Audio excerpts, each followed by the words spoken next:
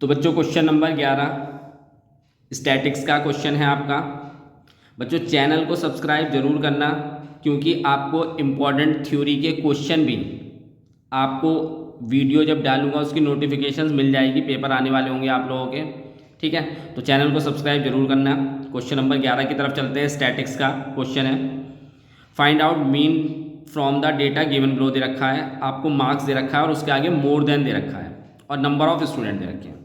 देखिए पीछे हमने जो भी क्वेश्चन करे थे उसमें मार्क्स दिया होता तो हम उसे एक्स ले लेते थे, लेकिन पिछले वाले क्वेश्चन में आपको क्या दे रखा था, उसने बिलो दे रखा था या यहाँ पे दे रखा है मोर देन। तो मोर देन में भी बच्चों 3 कंडीशंस होती हैं, मोर देन देगा आपको, अबव देगा या ओवर देगा।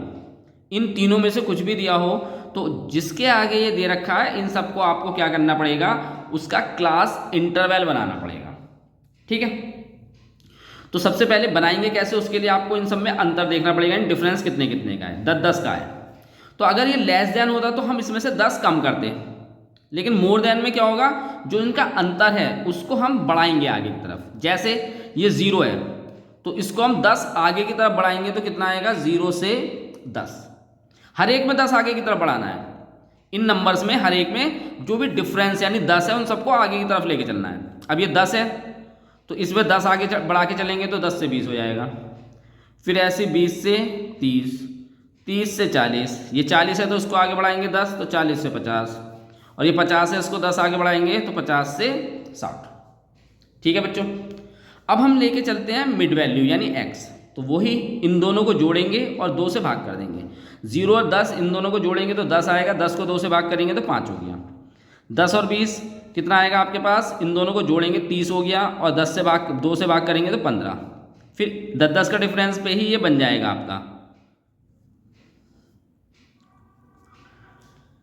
ठीक है, अब इसमें बच्चों क्या करते हैं, हम इसकी फ्रीक्वेंसी चेंज करते हैं। लेस देन वाले केस में या बिलो वाले केस में भी चेंज होगा, मोर देन वाले केस में भी आपको बदलनी पड़ेगी। लेस देन वाले केस में आपको इंक्रीजिंग ऑर्डर में क्यूमुलेटिव फ्रीक्वेंसी दे रखी होती है और यहाँ पे आपको डिक्रीजिंग ऑर्डर में क्यूमुलेटिव फ्रीक्वेंसी दी होती है। तो इसमें क्या करना पड़ेगा, ऊपर वाली वैल्यू में से आपको नीचे वाली वैल्यू सब्ट्रैक्ट करके चलनी पड़ेगी। यानी 64 माइनस के 58, ये आएगा आपके पास 6। फिर 58 माइनस 42, ये आएगा आपके पास 16। फिर 42 माइनस 31, ये आएगा आपके पास 11। फिर 31 माइनस 16,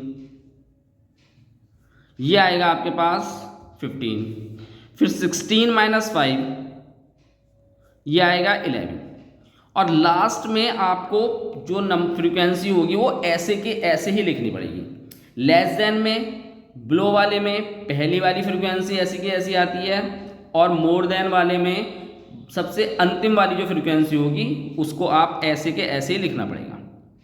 ठीक है, बस आप कुछ नहीं करना, आपको fx निकालना है।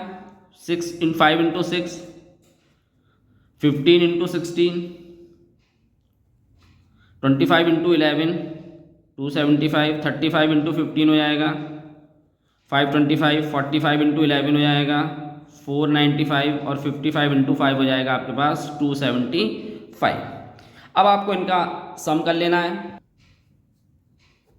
सिग्मा एफ इस पूरे का सम करेंगे तो 64 आएगा, और सिग्मा एफ एक्स इस पूरे का सम करेंगे तो 1840। अब आपको मीन निकालना है, तो मीन का फॉर्मूला आपको पता है, sigma F x upon sigma F. 1840 भाग में 64, भाग कर देंगे आप इसको तो 28.75। तो मीन आ गया आपका 28.75। तो ये बच्चों आपका क्वेश्चन समाप्त हो गया, कंप्लीट हो गया। आपको मेरे चैनल पे अलग अलग डिफरेंट टाइप के क्वेश्चन मिलेंगे।